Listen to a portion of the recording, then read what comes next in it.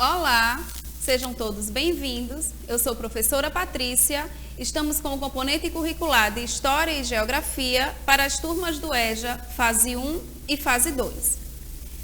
Na nossa aula de hoje, nós vamos dar continuidade ao assunto relacionado à cultura afro-brasileira e indígena, trabalhando um pouco sobre a Lei 11.645/08, que trata justamente dessa temática, da cultura afro-brasileira e indígena.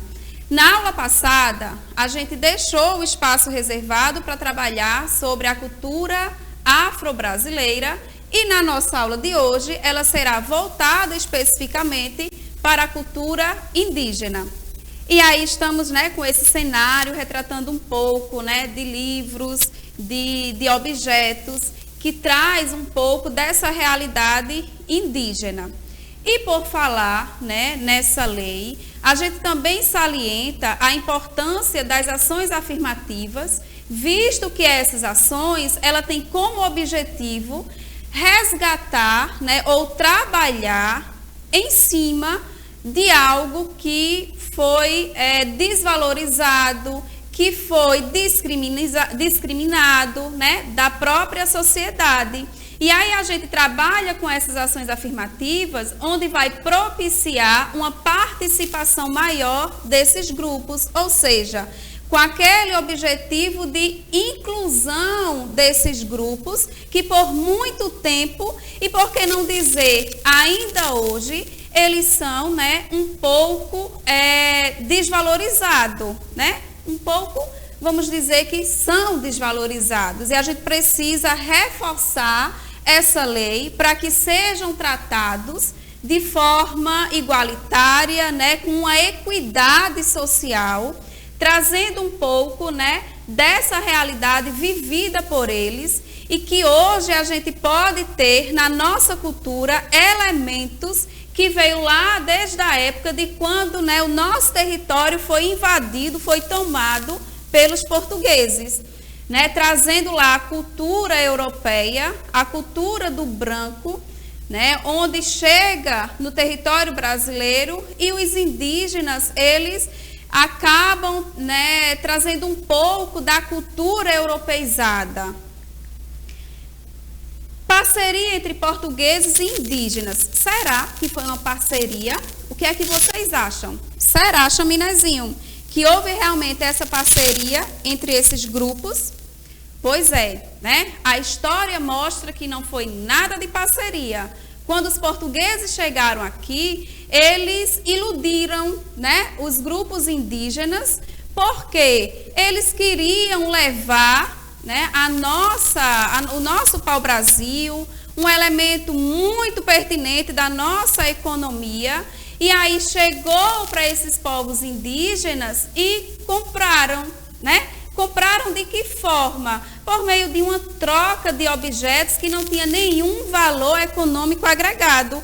Como, por exemplo, digamos que Chaminézinho é um indígena e eu venho lá da Europa e vou dizer, Chaminézinho, tu me dá esse pau-brasil, que eu vou transportar lá para a Europa, vou tentar ali crescer economicamente e eu vou te dar, Chaminézinho, um espelho, um pente, objetos que não tinham valor.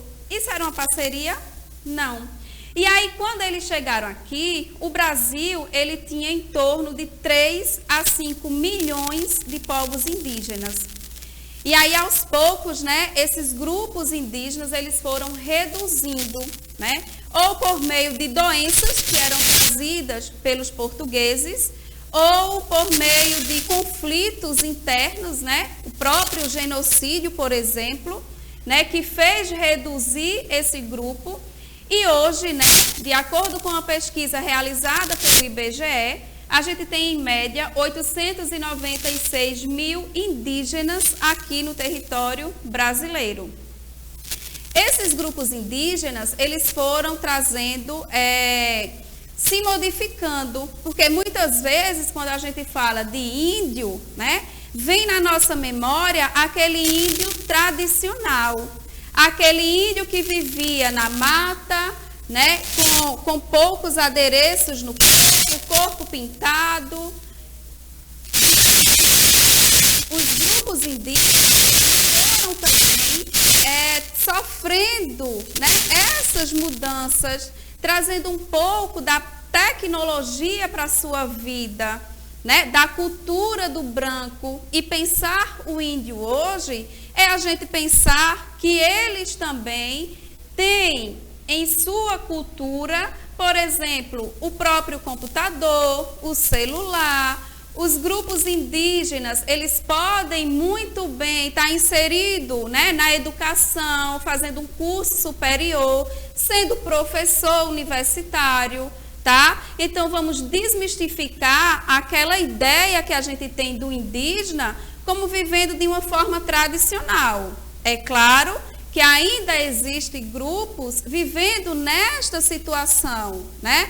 Vivendo ali do que a mata, do que a natureza proporciona a ele, tá? E por que a gente ainda tem esses grupos indígenas vivendo dessa forma? Porque eles não tiveram contato ainda com a cultura do branco.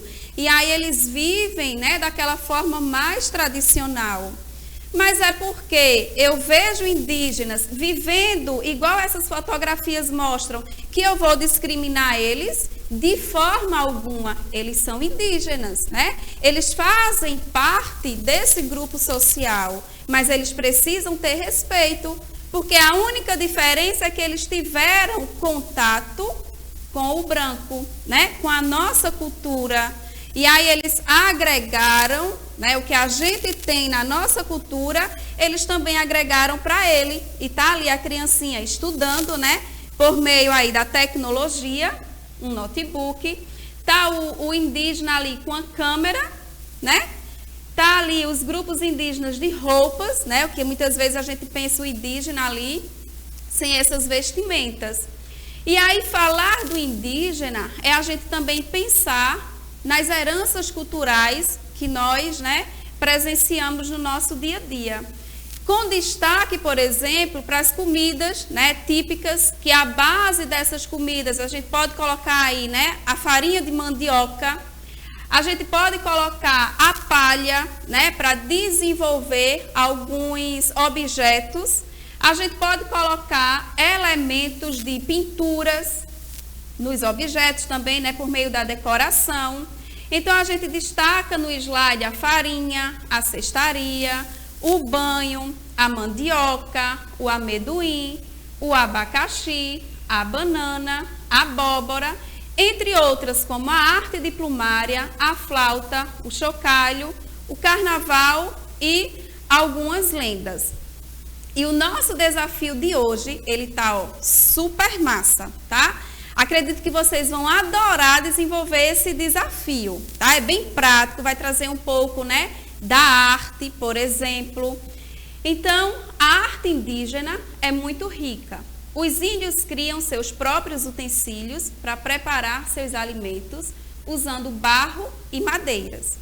Usam a palha para fazer cestos, redes e outros objetos.